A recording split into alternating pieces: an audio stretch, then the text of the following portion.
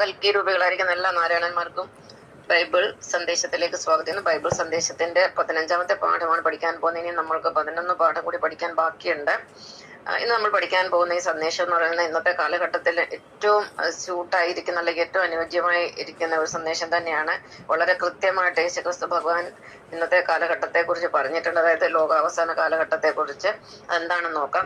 എന്റെ വേർപാടിന് ശേഷം ക്രൂരരായ ചെന്നായ്ക്കൾ നിങ്ങളുടെ മധ്യേ വരുമെന്നും അവ അജഗണത്തെ വെറുതെ വിടുകയില്ലെന്നും എനിക്കറിയാം. ശിഷ്യരെ ആകർഷിച്ചു തങ്ങളുടെ പിന്നാലെ കൊണ്ടുപോകാൻ വേണ്ടി സത്യത്തെ വളച്ചൊടിച്ച് പ്രസംഗിക്കുന്നവർ നിങ്ങളുടെ ഇടയിൽ തന്നെ ഉണ്ടാകും. അതിനാൽ നിങ്ങൾ ജാഗ്രതയുള്ളവരായിരിക്കുവിൻ. കണ്ടോ?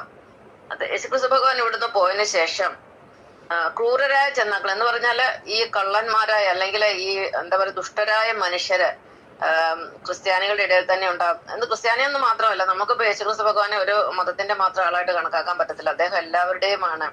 അദ്ദേഹം സാക്ഷാൽ നാരായണനാണ്, പ്രപഞ്ചനാഥൻ തന്നെയാണ്, അവിടുത്തെ പുത്രനാണ്, അവിടുത്തെ പിതാവുമാണ്, പുത്രനുമാണ്.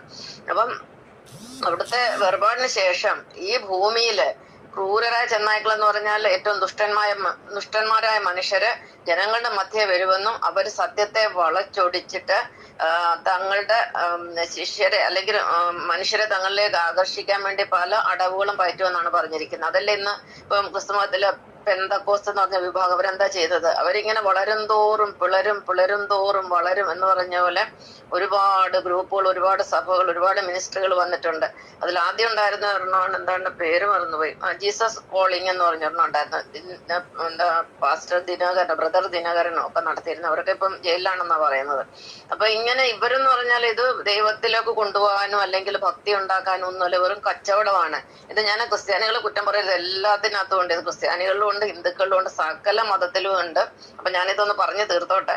അപ്പൊ അങ്ങനെ എല്ലാവരെയും തങ്ങളിലേക്ക് ആകർഷിക്കാൻ വേണ്ടി ഉള്ള കള്ളത്തരങ്ങളെല്ലാം കാണിച്ച് മായാജാലങ്ങൾ, ഇന്ദ്രജാലങ്ങളൊക്കെ കാണിച്ച് തങ്ങളിലേക്ക് ആൾക്കാരെ അടുപ്പിക്കുന്നു. എന്തിനാണ്? കാശ് ഉണ്ടാക്കാൻ വേണ്ടി.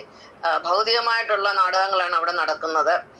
കണ്ടിട്ടില്ലേ ഓരോ പാസ്റ്റർമാരൊക്കെ പിന്നെ ആൾക്കാരെ അടുത്ത് വിളിക്കുക, അവരെ തലയിൽ തൊടുമ്പോഴത്തേന് അവര് കടന്ന് പിടയ്ക്കുക, താഴെ വീഴുക, ഉച്ചൂത്തി മറിയുക, എന്തെല്ലാം നാടകങ്ങളാണ് നമ്മൾ കാണുന്നത്. ഇത് ക്രിസ്തുമതത്തിൽ മാത്രമല്ല, എല്ലാത്തിലും ഉണ്ട്. ഹിന്ദുമതത്തിൽ ഇതിനെക്കാട്ടി അപ്പുറമാണ്.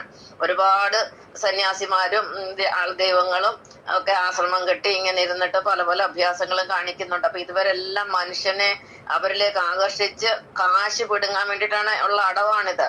അതാണ് ഇവരുടെ പരിപാടി. അല്ലാതെ ഇവരൊന്നും മനുഷ്യനെ നന്നാക്കാനല്ല വരുന്നത്. പിന്നെ അവിടെ ശരിയെല്ലാം തോന്നുമ്പം അവിടുന്ന് പിരിഞ്ഞൊരു വേറൊരു ഗ്രൂപ്പ് ഉണ്ടാക്കി, പുതിയൊരു സഭ ഉണ്ടാക്കി അവരുടെ പരിപാടി തുടരും. അപ്പൊ ഇത് യേശുക്രിസ്തു ഭഗവാൻ പറഞ്ഞിരിക്കുന്ന ഇന്നത്തെ കാലഘട്ടത്തിൽ ഏറ്റവും അനുയോജ്യമായ ഒന്നാണ്. നന്ദി, നമസ്കാരം.